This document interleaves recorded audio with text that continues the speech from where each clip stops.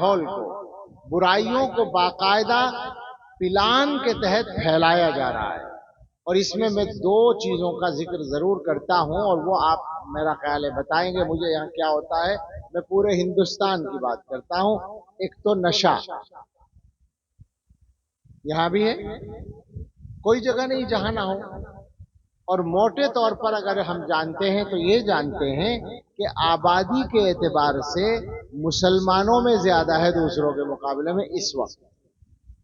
اور پہلے تو یہ ہوتا تھا کہ جو لڑکے گھروں سے ادھر ادھر رات کو باہر رہتے تھے آوارہ ساتھیوں کے ساتھ، دوستوں کے ساتھ، ان کو عادت پڑ جاتی تھی نشے کی۔ آج صورتحال یہ ہے کہ کالجوں میں پڑھنے والے اعلیٰ تعلیم یافتہ لڑکے اور لڑکیاں نشے کے عادی ہو رہے ہیں، اور یہ کام پورے ملک میں ہو رہا ہے۔ میں نے کشمیر میں بھی دیکھا ہے اور میں نے کیرلا میں بھی دیکھا ہے، میں نے گجرات اور راجستھان میں بھی دیکھا ہے، اور آپ سے اور ادھر جا کر کیا کہتے ہیں آسام اور تری پورے میں، یعنی پورے ہندوستان میں۔ میں سنی ہوئی بات نہیں کہہ رہا ہوں، دیکھی ہوئی بات کہہ رہا ہوں، معلوم کی ہوئی بات کہہ رہا ہوں۔ خود جا کر 5-7 سال جو گزرے، ان میں دو چیزوں کو میں نے ہمیشہ پوچھا ہے۔ ایک تو وہ ہے جس کی میں بات کر رہا ہوں، ایک اور آگے آنے والی ہے بات۔ یہ نشہ اتنا عام ہے اس وقت میں کہ اس کی وجہ سے بچوں کا اور بچیوں کا کردار خراب ہو رہا ہے۔ یہ جو غلط دوستیوں کے واقعات ہیں، جن کو ہم گویا دوسرے مذہب میں تعلقات یا پھر شادیوں کا وہ بھی کہہ سکتے ہیں رجحان، یہ اس کی بنیاد نشے سے پڑتی ہے۔ زیادہ تر اس میں نشہ استعمال ہوتا ہے، باقاعدہ پلان کے ساتھ ہوتا ہے۔ اور دوسری چیز سودی قرضہ، آپ کے علاقے میں ہے گروپ لون، اور اب میں آپ کو بتاؤں پورے ملک میں اسی شکل میں سوسائٹیاں بنی ہوئی ہیں، وہ قرضہ دیتی ہیں، چھوٹا چھوٹا قرضہ دیتی ہیں، عورتوں کو ممبر بناتی ہیں۔ جی لیجئے، میں اڑیسہ میں بیٹھا ہوں، میں نے کشمیر میں دیکھا ہے، میں نے یو پی میں دیکھا ہے، میں نے دلی میں دیکھا ہے، میں نے تمل ناڈو میں نے کیرلا میں نے کرناٹک میں دیکھا ہے، میں نے گجرات اور راجستھان میں دیکھا ہے، میں نے آندھرا اور مدھیہ پردیش میں دیکھا ہے، میں نے بنگال اور بہار میں دیکھا ہے، اڑیسہ میں اب میں بیٹھا ہوں، میں نے آسام اور تری پورے میں۔ کون سی جگہ ہے جہاں یہی صورتحال نہیں ہے؟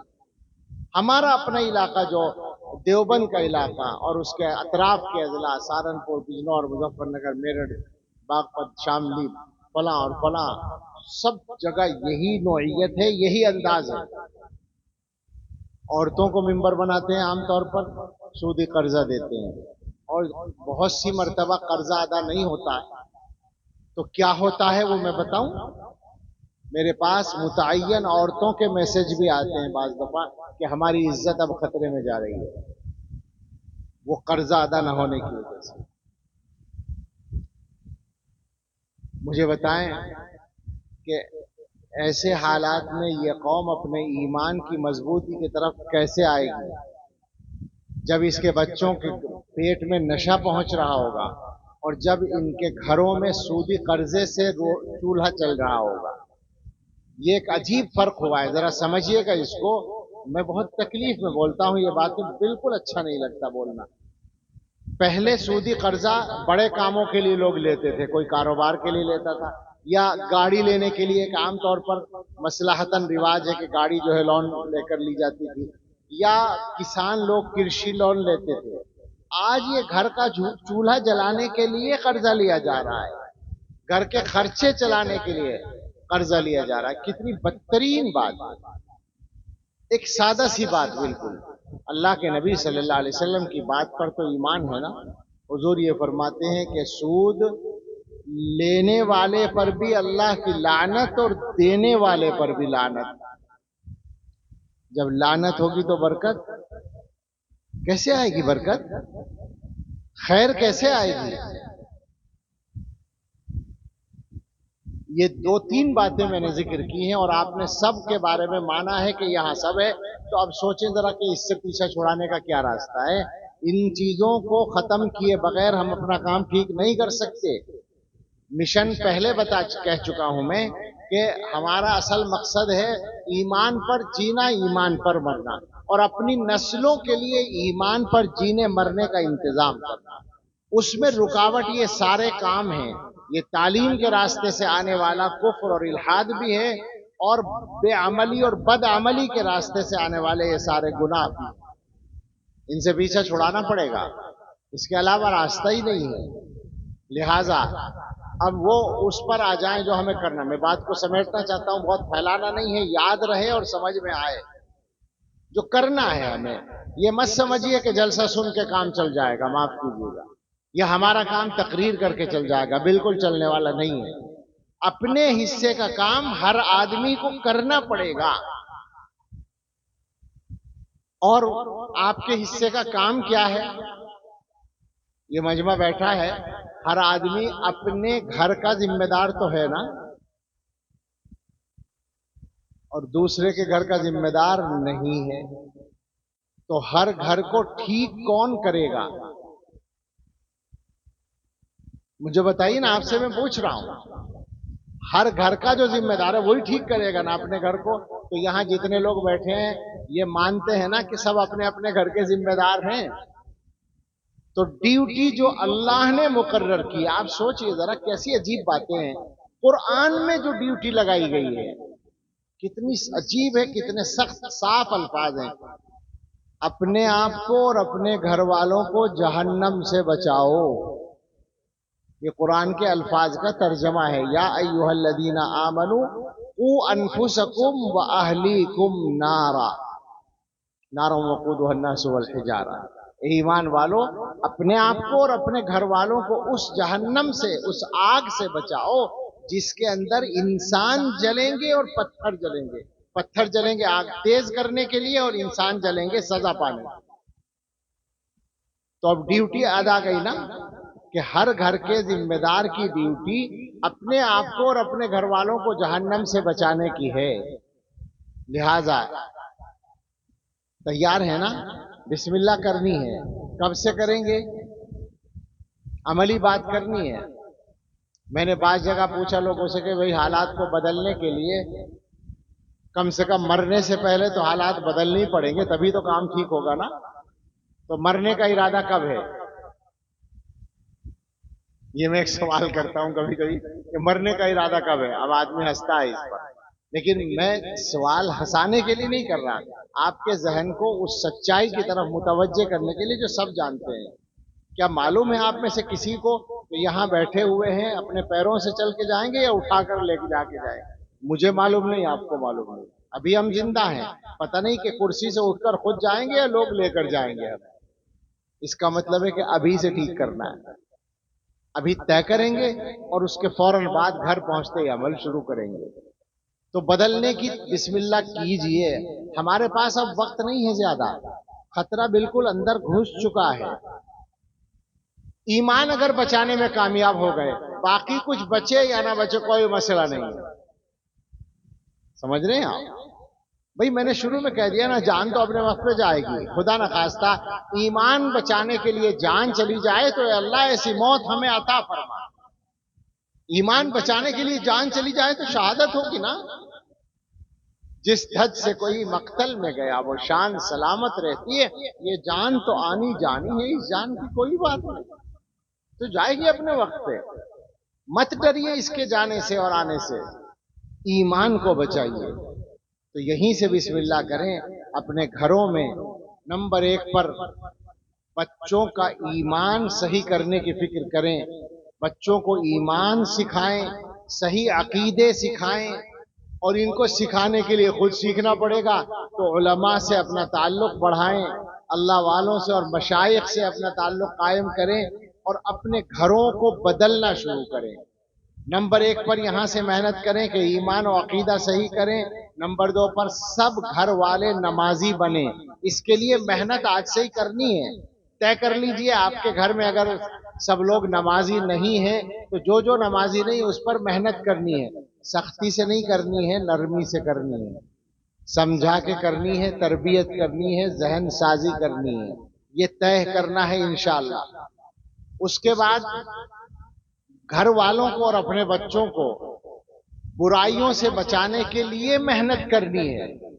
بچوں کے لیے تو یہ محنت ہے کہ بچوں کو اپنی نظروں کے سامنے رکھیے ہمیشہ، آپ کو پتا ہو دن میں بھی کہ میرا بچہ اس وقت کہاں گیا ہے اور کیا کر رہا ہے. میری بات سمجھ رہے ہیں؟ کیا ابھی پتا رہتا ہے عام طور پر بیٹا کہاں نکلا ہوا ہے اور کیا کر رہا ہے؟ ابھی آپ یہاں بیٹھے ہیں رات کے 12 بجے، ابھی بھی ایسے کچھ بچے ہوں گے آپ کے گھروں کے جو گھر پہ نہیں ہوں گے، بڑے لڑکے، آپ کو نہیں پتا ہوگا کہ میرا بیٹا اس وقت کہاں ہے اور کیا کر رہا ہے. اسے بدلنا پڑے گا. اس وقت ایک بہت بڑی عام مصیبت جو پورے ملک میں ہے، یہ بھی پورے ملک میں عجیب بات ہے، وہ یہ ہے کہ ہمارے بہت سارے بچے رات کا اکثر حصہ باہر گزارتے ہیں. گھر میں بھی اب تو دیکھ بھال کی ضرورت ہے موبائل کی وجہ سے، لیکن باہر تو کوئی لگام ہی نہیں ہو سکتی. اور آپ پتہ نہیں آپ کے علاقے میں کیا حال ہے، ہندوستان کے اکثر علاقوں میں یہ حال ہے کہ جو مسلمانوں کی آبادی کے علاقے ہیں وہاں ہوٹل اور دکانیں رات کو 1 اور 2 بجے تک کھلتے ہیں، جہاں اکثریت ہے ہماری. یہاں بھی ہوتا ہوگا ایسا جہاں ہے. ہاں تو آپ کیا کچھ ابھی کم ہے. اکثر ملک کے اکثر حصوں میں دیکھ کر کہہ رہا ہوں، رات کے 1 بجے اور 2 بجے بھی ہوٹل کھلے ہوئے مل جائیں گے آپ کو، مسلمانوں کی جہاں اکثر آبادی ہے. اور اگر ذرا زیادہ ہی میجورٹی ہے تو پتہ چلا کہ کباب بھی بن رہے ہیں اور چکن تلا جا رہا ہے اور چائے چل رہی ہے اور مزے ہو رہے ہیں رات کے 12 بجے اور 1 بجے اور 2 بجے. بدترین صورتحال.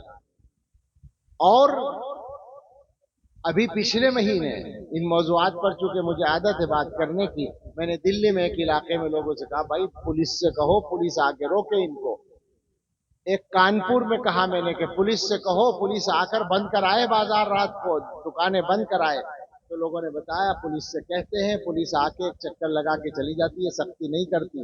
اور غیر مسلموں کے علاقوں میں، ہندو بھائیوں کے علاقوں میں سختی کرتی ہے پولیس رات کے 10 بجے کے بعد بازار بند کرانے کے لیے.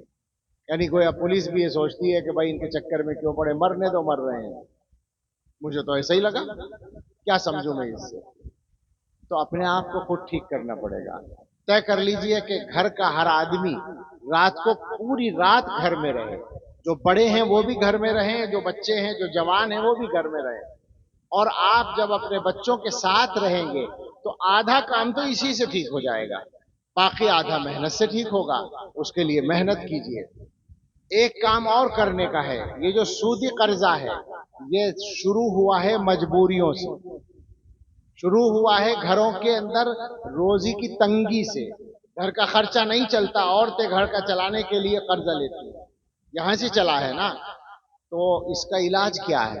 اس کا علاج کیا ہے کہ آپ اپنی آمدنی بڑھائیے، اپنا کام بڑھائیے. آپ اپنے گھر کے خرچ کے لیے خود محنت کر کے پورا کما کر لائیے، اور اپنے گھر والوں کا یہ مزاج بنائیے. عورتیں بھی سن رہی ہیں کہ اگر ہماری محنت کے باوجود خرچہ پورا نہیں ہو رہا ہے تو چاہے فاقہ کرنا پڑے، سودی قرضہ گھر میں نہیں آنا ہے انشاءاللہ. اس کو طے کریں. یہ میں کوئی واز نہیں کر رہا کہ سرسری باتیں نصیحت کی عمل کر لیا ٹھیک ہے، نہیں کر لیا ٹھیک ہے. یہ موت اور زندگی کے مسئلے ہیں جناب. اس وقت یہ جو مجمع یہاں بیٹھا ہے میں آپ سب سے کہتا ہوں آپ اپنے اپنے گھر میں جائزہ لے لیں. اگر کسی کے گھر میں بھی سودی قرض آ رہا ہے کل سے اس کو ختم کرنا ہے انشاءاللہ. آپ جب اللہ سے حلال مانگیں گے اللہ تعالی حلال دیں گے. اللہ نے تو روزی مقرر کر رکھی ہے، جس راستے سے چاہے لے لو.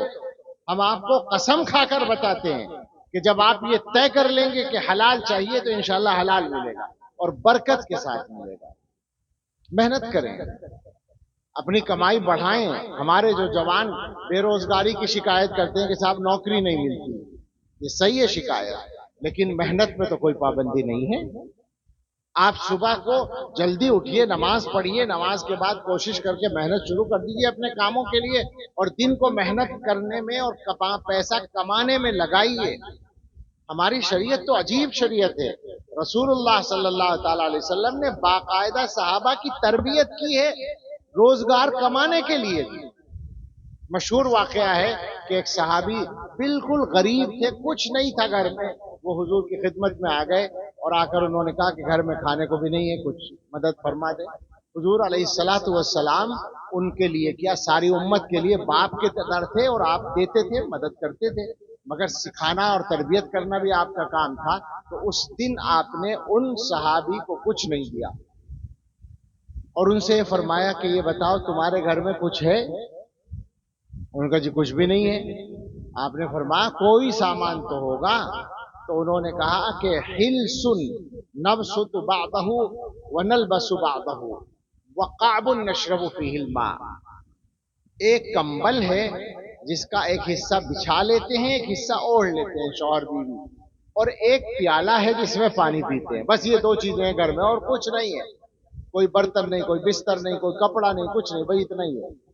حضور علیہ الصلوۃ والسلام نے فرمایا کہ دونوں چیزیں لے کر آؤ۔ وہ بیچارے لے آئے۔ حضور نے اعلان کیا کہ یہ دو چیزیں ہیں، میں بیچ رہا ہوں، کوئی خریدے گا؟ ایک صحابی نے کہا کہ میں خریدوں گا 1 درہم میں۔ حضور علیہ الصلوۃ والسلام نے فرمایا من یزید علی درہم، کون زیادہ دے گا؟ نیلامی۔ اسی حدیث سے پتہ چلا نیلامی کر سکتے ہیں۔ نیلامی فرمائی آپ نے۔ ایک صحابی نے کہا میں 2 درہم دوں گا۔ آپ نے فرمایا لاؤ۔ 2 درہم ان سے لیے اور سامان ان کو دیا، اور ان کے ہاتھ میں جو مالک تھے 2 درہم آپ نے رکھے اور فرمایا 1 درہم کا کھانے کا سامان خرید کے گھر میں دو، اور 1 درہم کی کلہاڑی خرید کے لاؤ جس سے لکڑی کاٹتے ہیں۔ وہ لے آئے، اپنے مبارک ہاتھ سے اس میں لکڑی لگائی حضور صلی اللہ علیہ وسلم نے اور ان کو دی، اور فرمایا کہ جاؤ جنگل جاؤ، لکڑیاں کاٹو اور بازار میں لا کر بیچو روزانہ، ولا ارینک 15 یوما، اور میں 15 دن تک تمہیں نہ دیکھوں، یعنی میرے پاس آنے کی ضرورت نہیں، محنت کرو۔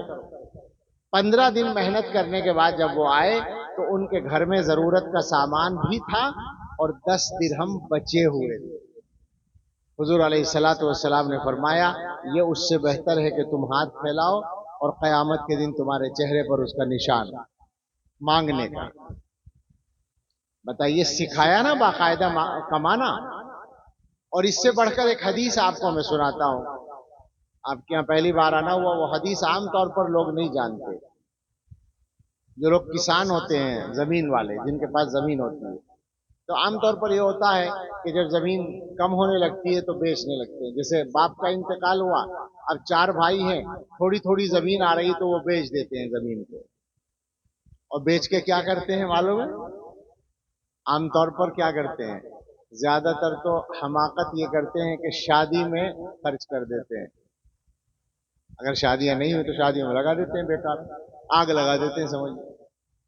یا گھر نہیں بنا ہوا ہے تو بعض لوگ گھر میں لگا لیتے ہیں، بعض لوگ کاروبار میں لگاتے ہیں اور کاروبار کرنا جانتے نہیں، وہ پیسہ بیکار ختم ہو جاتا ہے۔ یہی ہوتا ہے نا عام طور پہ۔ زمین بیچی اور شادی کی اور 10 لاکھ روپے بچ گئے۔ اب دوستوں سے مشورہ کیا کیا کریں؟ کچھ دوستوں نے کہا ایسا کرو، کپڑے کی دکان کر لو۔ کپڑے کی دکان کر لی، کپڑے کا کام جانتے نہیں، 2 سال میں سارا ختم، بیکار، جانتے ہی نہیں۔ مسلمان عام طور پر کاروبار نہیں جانتے، یہ عجیب بات ہے۔ میں خود نہیں جانتا ہوں، لیکن میں یہ جانتا ہوں کہ میں نہیں جانتا۔ سمجھ رہے ہیں آپ؟ بہت سے لوگ ایسے ہیں جو نہیں جانتے اور انہیں یہ بھی پتہ نہیں کہ ہم نہیں جانتے، وہ سمجھتے ہیں کہ ہم جانتے ہیں، سیکھتے نہیں ہیں۔ سیکھنے کی ضرورت ہے۔ تو اب اس پس منظر میں آپ حدیث سنیں۔ حضور علیہ الصلوۃ والسلام نے ارشاد فرمایا من باع ارضا او عقارا، جو آدمی کوئی زمین یا جائیداد بیچے، قمن اللہ یبارک لہ فیہ ان لم یجعلہ فی مثلہ، وہ اس بات کا مستحق ہے کہ اسے برکت نہ دی جائے۔ آپ سن رہے ہیں بات؟ جو زمین بیچے، حضور کی زبان پر ہے یہ بات کہ وہ اس کا مستحق ہے کہ اسے برکت نہ ملے، سوائے اس کے کہ اس رقم کو زمین جائیداد ہی میں لگا دے۔ زمین بیچو تو زمین خریدو، ورنہ نقصان ہو جائے۔ آپ ذرا غور کریں، مجھے تو یہ بتانا تھا کہ رسول اللہ صلی اللہ تعالی علیہ وسلم نے کیا کیا سکھایا ہے۔ زمین بیچنے کا مسئلہ بھی بتا رکھا ہے کہ کیا صحیح طریقہ ہے، اگر بیچنے کی ضرورت ہے تو بیچ کر دوسری خریدو، برکت ہو جائے گی، نہیں خریدو گے تو برکت نہیں ہوگی۔ تو اس کا مطلب یہ ہے کہ اپنے روزگار کے لیے محنت کرنے کی ضرورت ہے، کیجئے محنت، آپ کی روزی کو کوئی چھین نہیں سکتا، اللہ کی طرف سے جو مقرر ہے وہ مل کے رہے۔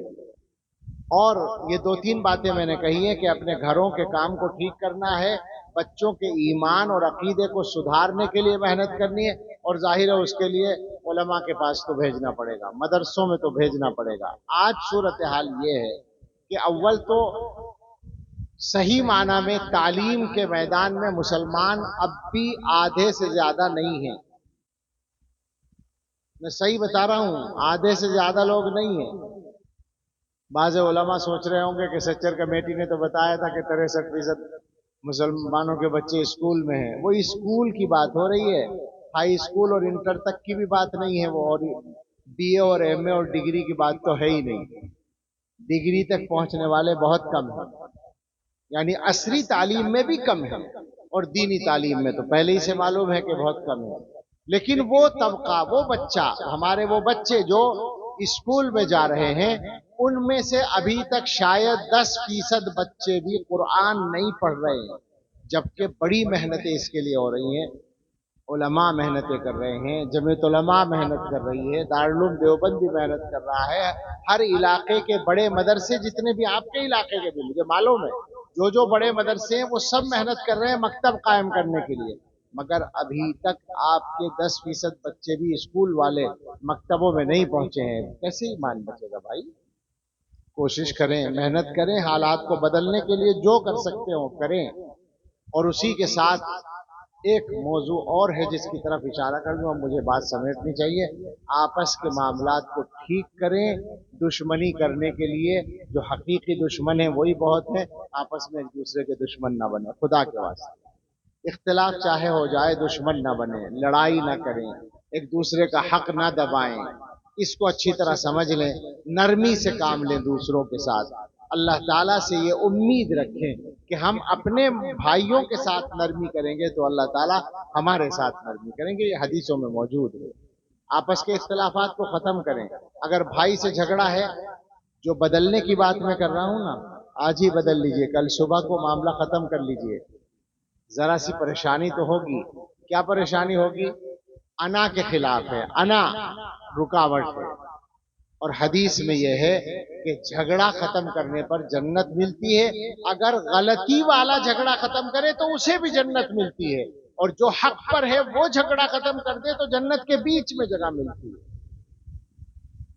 بدلیں اپنے آپ کو، آپس کے معاملات کو ٹھیک کیجئے، گھروں میں انصاف کیجئے، آپ کے گھروں میں جو عورتیں ہیں ان کے ساتھ اچھا سلوک کیجئے، بچوں کی شادیاں کرنے کے بعد بیٹے اور بہو میں انصاف کیجئے، ایسا نہ ہو کہ بہو کو ستائیں اور آپ بیٹے کا ساتھ دیں، بیٹی اور داماد میں انصاف کیجئے، ناانصافی مت کیجئے، اپنا بچہ سمجھیے، سب کو اپنی اولاد سمجھیے، اور ساری اولاد میں انصاف کیجئے، یہ مت کیجئے کہ کوئی بچہ زیادہ کماتا ہے اس کا ساتھ دیں اور غلطی کے باوجود اور دوسروں کے خلاف رہیں، نہیں، ناانصافی مت کریں، ناانصافی کسی کے ساتھ بھی نہ کریں، اپنے گھروں میں بھی معاملات کو ٹھیک کریں، اس کی شدید ضرورت ہے۔ میں جو کہہ رہا ہوں ایسا ہو رہا ہے نا، ناانصافیاں ہوتی رہتی ہیں عام طور پر، یہ بدلنا پڑے گا، اس کے بغیر ہمارے معاملات ٹھیک نہیں ہوں گے۔ آپ سوچیں کیا کچھ بدلنے کی ضرورت ہے، ایسا لگتا ہے کہ آوے کا آوا خراب ہے اور سارے کو بدلنے کی ضرورت ہے، حقیقت تو یہی ہے۔